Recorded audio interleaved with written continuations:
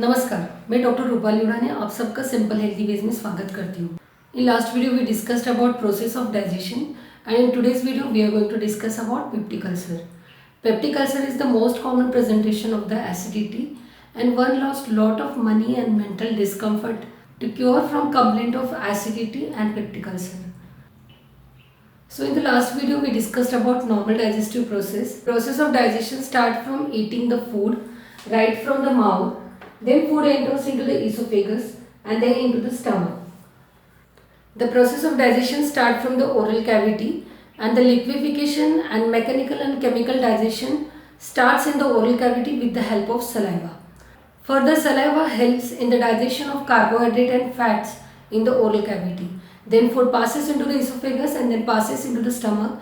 In the stomach, normal acid secretion help in the digestion of protein. So in today's video, we are going to discuss about how the peptic ulcer formed. So the peptic ulcers are two types. One is gastric and second is duodenal. So the gastric ulcer, they are the stomach ulcer. They are present in the lining of stomach mucosal membrane. They discontinue the mucous membrane of the stomach and form erosion, eruption, bleeding and ulcer formation. Naturally, body has a defense mechanism and protective mechanism to protect from excessive acid secretion. There are the protective factor present in the gastric mucosa. They are prostaglandin, mucus, growth factor and adequate blood flow. If one wants to cure the acidity and want the relief from the complaint of acidity, they should know the pathophysiology of the ulcer formation very carefully. If one wants to cure the complaint of acidity and ulcer formation, then it's very necessary to know the digestive process, acid formation and ulcer formation in detail. So mainly the gastric ulcer which are found in the stomach and then the duodenal ulcer, they are found in the first part of duodenum. In gastric ulcer, the symptoms appear when you are eating food. There is a epigastric tenderness and also burning sensation and also sometimes nausea with early satiety of food. And in duodenal ulcer, usually the pain is seen after 2 to 3 hours of intake of meal. So the difference between the gastric and duodenal ulcer, you can see from the difference in the appearance of pain. In gastric ulcer, the pain will appear when you are eating the food and in the duodenal ulcer, the pain will appear 2 to 3 hours after intake of meal.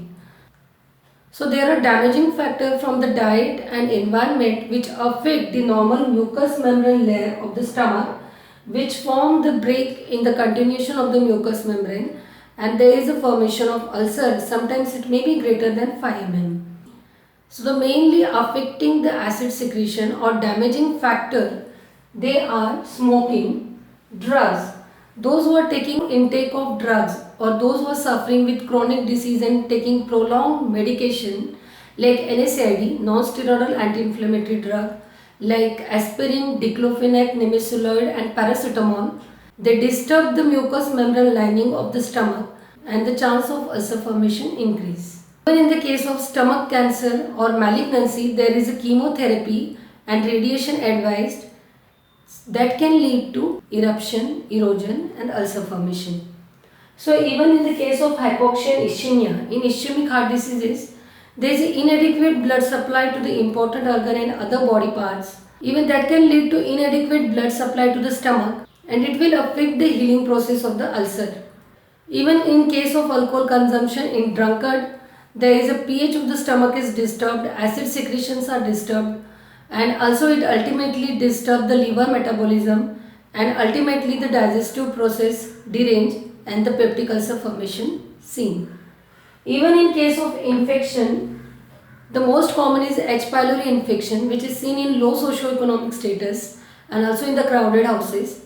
Even the frequent outside eating can lead to infection in the stomach and can lead to bacterial infection or viral infection. Commonly H. pylori bacterial infection seen and also the CMV, that is cytomegalovirus infection, also seen. Sometimes there is a hydrochloric acid level increase due to increased intake of tea, coffee and faulty lifestyle and faulty dietary habits.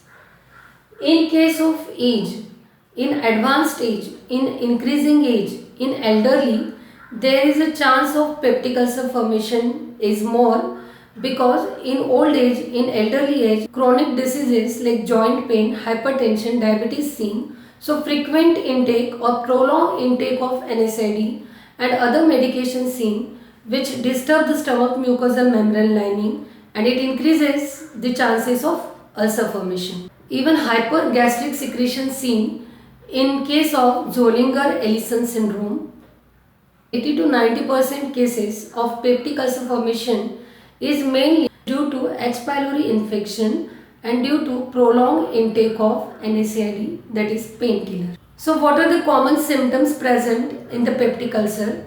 First is epigastric pain after meal or while eating, frequent burning, frequent retrosternal burning, water brash, acidity, frequent eructation, also sometimes mild nausea, blood tinged vomiting, sometimes black stool. Even just because of nausea sensation, there is a early satiety of food.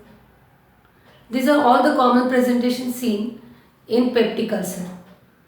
So what happens if the peptic ulcer is not treated, not diagnosed or maltreated or sometimes self-medication? Then there will be a chance of increased gastric bleeding, perforation, penetration, and also the chance of gastric outlet obstruction.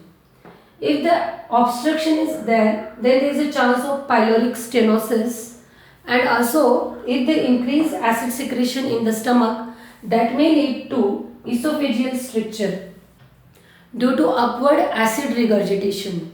In differential diagnosis, sometimes this peptic ulcer is not diagnosed because thinking about of gastritis, then thinking about of chronic pancreatitis or other biliary diseases like cystitis. So what are the investigation commonly advised to know peptic ulcer?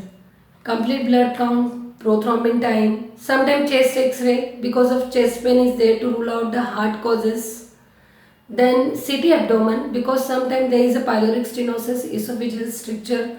So CT abdomen will rule out abnormal abdominal pathology. Even endoscopy, it will reveal the extent and depth of ulcer. Even sonography of the abdomen. Even sometimes barium swallow to know the extent and depth of ulcer. So these are the commonly advised investigation which will rule out depth and extent of peptic ulcer.